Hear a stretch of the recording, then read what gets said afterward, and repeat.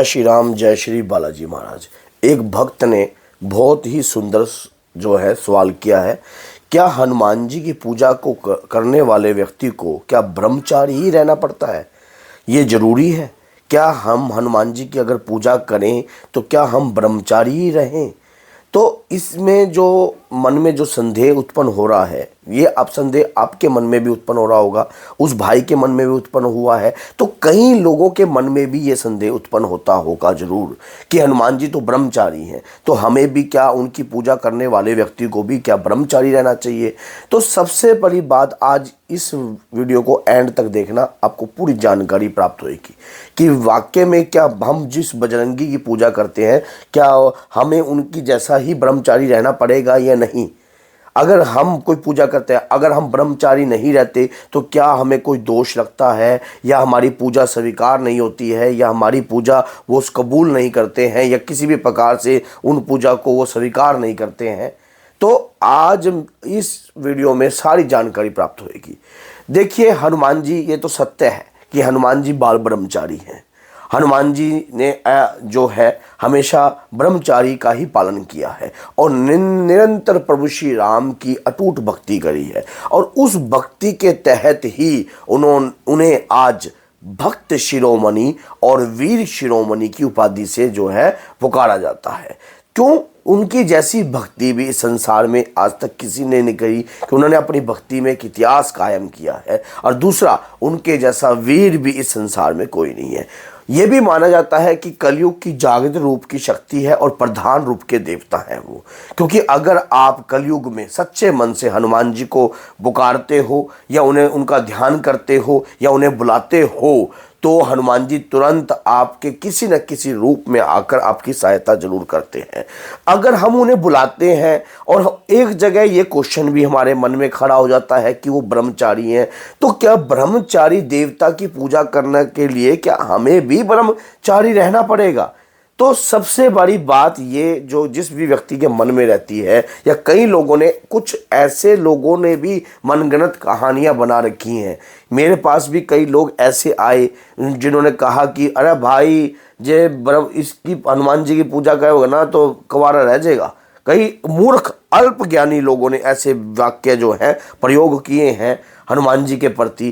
क्यों? क्योंकि जो उनके मन में जिसकी जितनी बुद्धि होती है, जितना विवेक होता है, वो उतनी ही बात करता है।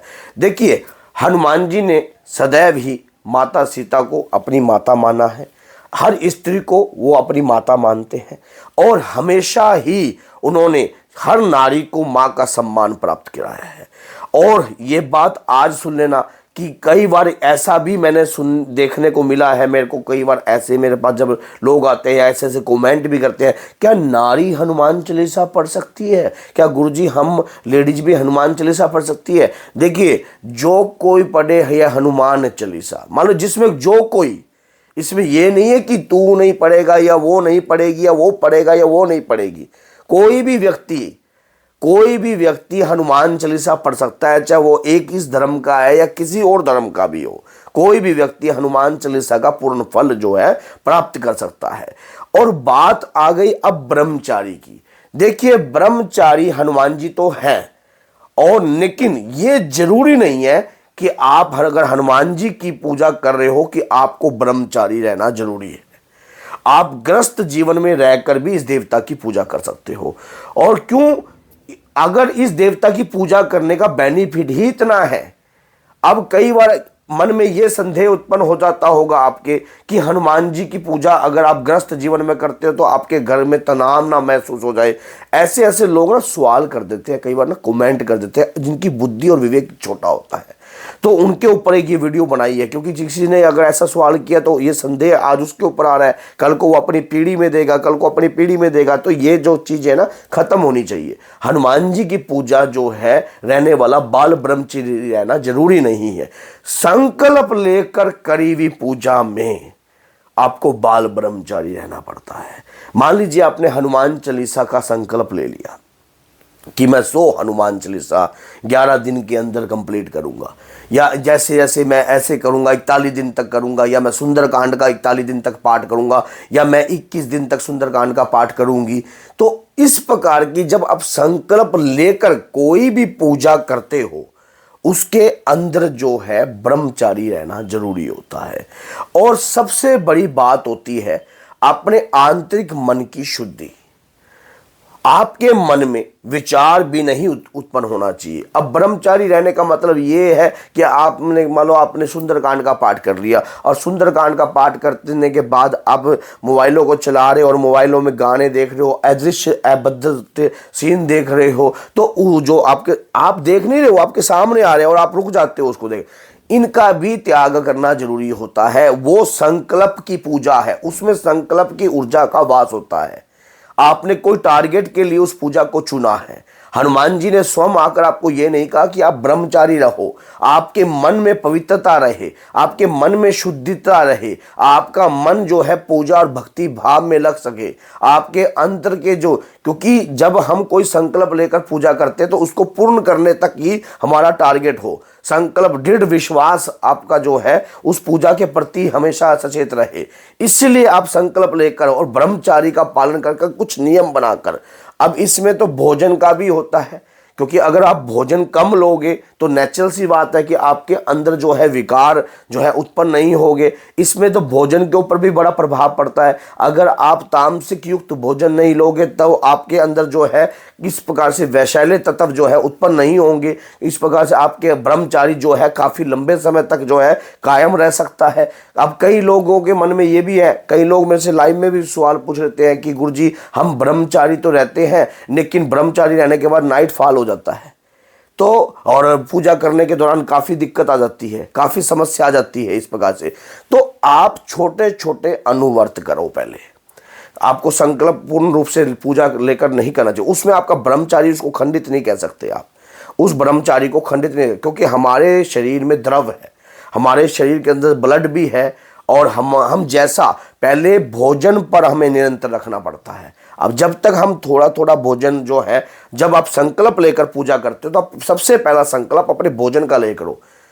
इसमें अनिवार्य ब्रह्मचारी नहीं है। आपके भोजन, जब आप भोजन इस प्रकार का विकार रहित नहीं रहोगे तो ब्रह्मचारी अंदर से उठेगा ही नहीं।